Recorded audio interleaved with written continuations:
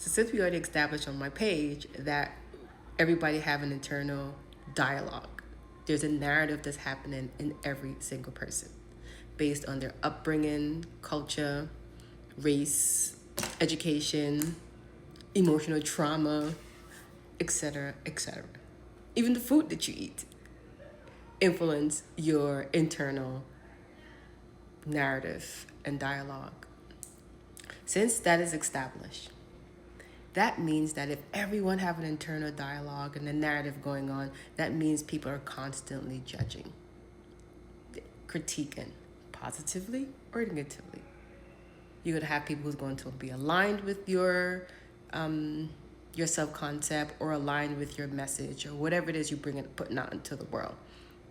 And you're gonna have people who disagree. And you're gonna have people who's gonna be skeptical, skepticism. You're gonna have that. So with that being said, and understanding this, when I mean understand this, understand it to the core of your soul, the core of your consciousness, not conceptually or the mechanism how things work in your brain, like truly understanding this consciously.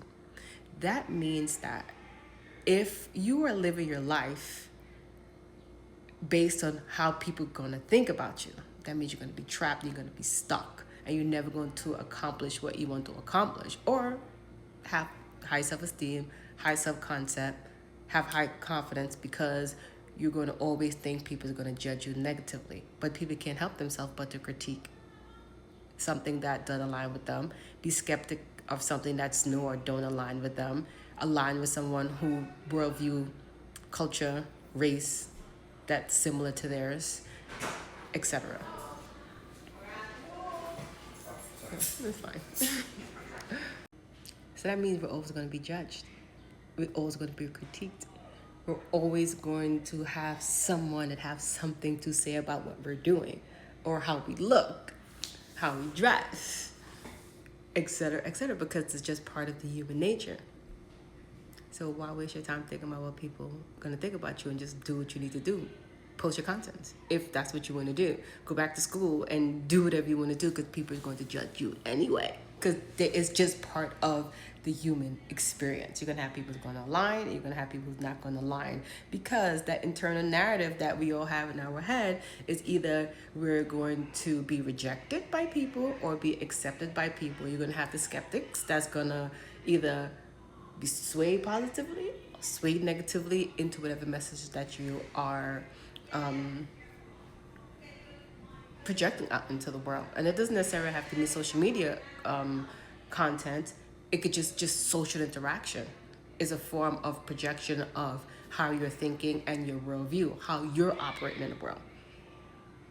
So understanding that, it kind of saves you a lot of, what's the word I'm looking for? It saves you from being afraid of putting yourself out there in the world, or being afraid of telling someone, because you don't want to hurt anybody's feelings, right? I'm getting very explicit. It frees you, because you already know, like, oh, this person's going to judge me positively or negatively. This person may reject me.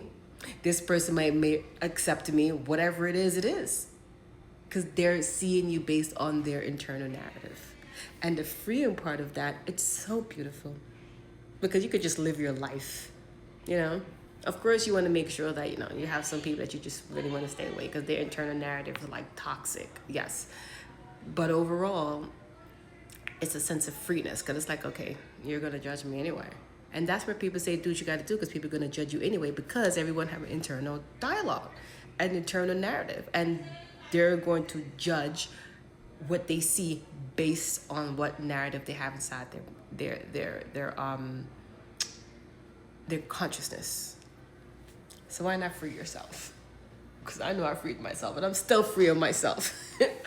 I'm still free of myself, you know, because there's no such thing as having complete freedom. It's always something, right? There's always a next level to this thing. We're like, oh, no, well, let's say you're on level 75, and it's like, oh, damn. Level 79 is kind of different, right? So it's like, it never ends. And only time this consciousness game, or this narrative game that we all play with ourselves, ends when we're no longer here. And this is the simulation they're talking about, that we live in a simulation, because we all are creating reality based on our internal narrative and our experience and our upbringing. So we could be in the same room, two people could be in the same room and be perceiving two separate things. So that's like three reality happening at the same damn time. My reality based on my self-concept, my experiences, etc. That other person, self-concept, experience, etc. And then you have what's actually happening inside of the room, and we are interpreting that and experiencing that. And that's like three realities happening at once. Isn't that like ill? Not ill is bad, but that's just so fabulous when you really think about it. So why not just do you? Why not deal with that internal discomfort and just go out into the world and like, here I am. Either accept me or reject me. It doesn't matter.